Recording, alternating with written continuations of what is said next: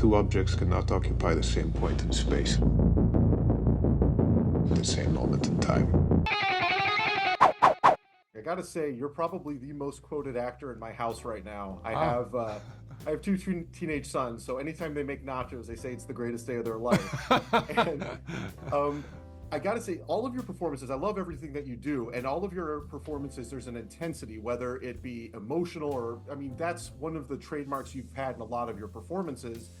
This feels like a much more restrained performance, like it's all simmering underneath the surface. Was it different playing Enzo compared to a lot of other roles that you've had?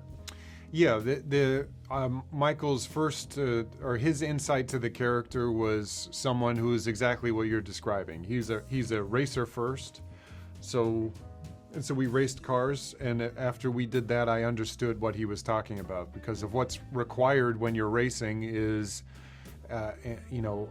being calm on the surface, but in the midst of a lot of stimulus. You're driving incredibly fast. You're thinking of a lot of technical things. You have to be aware of the environment. Someone who has prolonged myopic focus but has an engine going underneath, and that's what his journey is through the movie. He's on the verge of bankruptcy because he's more interested in racing than he is selling commercial vehicles. His wife has found out about his mistress and that he has a son who's wanting to be confirmed, and he doesn't know whether he's going to be confirmed as a Lardy or a Ferrari.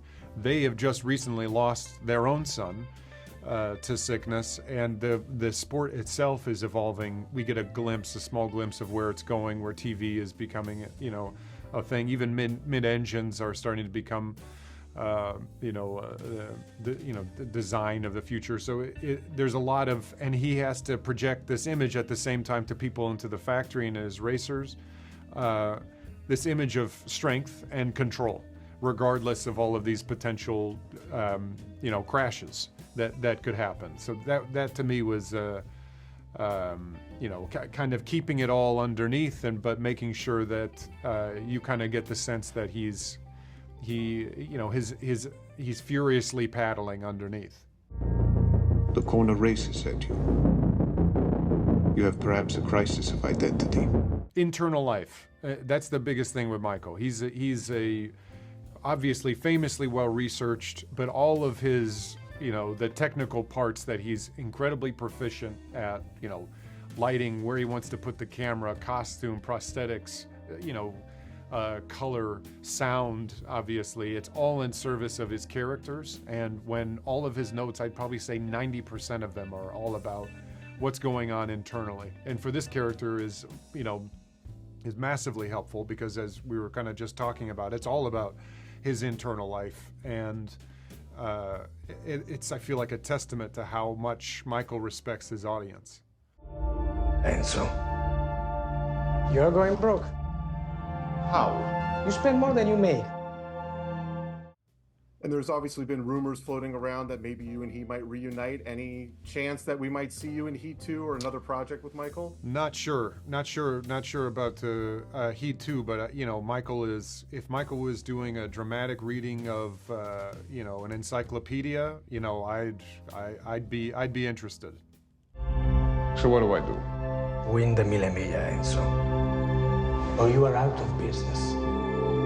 So I know this is a project that you've been trying to make for such a long time, Right. And over all the years of development, was it always something that you envisioned as just being a slice of Enzo Ferrari's life, or did you ever view this as ever being like a full birth to death kind of biopic? I mean, did I ever consider doing a bigger part of his life?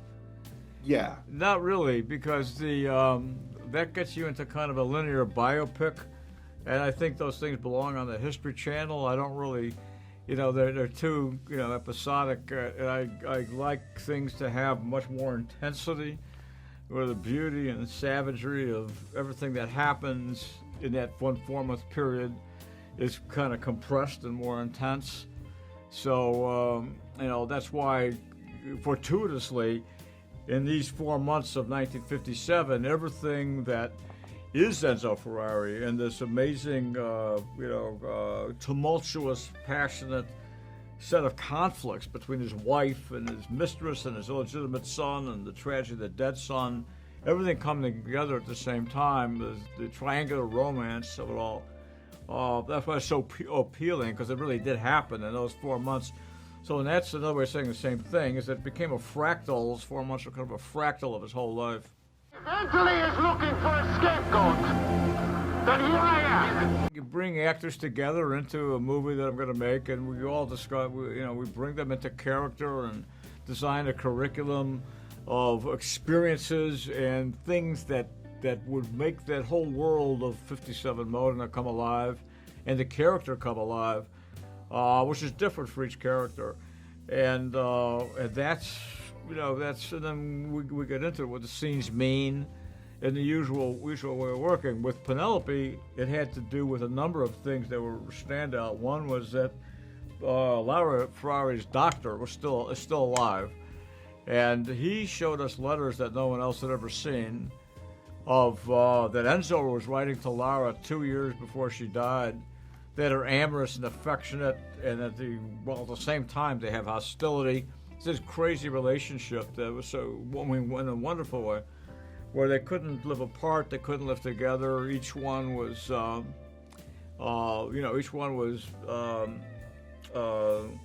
dependent on the other, repelled by the other at different times. So she's kind of this Maria Callas, Anna Magnani figure, With Adam, I mean, Adam's work is absolutely transformational. He moves, talks, breathes, look like Enzo. It's a complete transformation.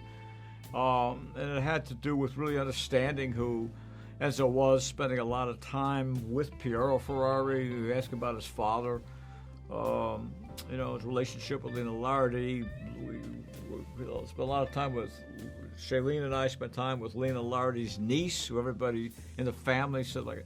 And then there's this osmosis that comes from shooting in Modena itself. So the mausoleum you see is the Ferrari family mausoleum, and the barbershop is the actual barbershop. It's right around the corner from Enzo's house.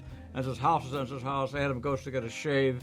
In the same chair Enzo sat in, the guy shaving him is the son of the barber who shaved Enzo. I mean, so there was a wealth of osmosis that was happening for all of us living in that town. Two objects cannot occupy the same point in space at the same moment in time. Enzo, go beat the hell out of them.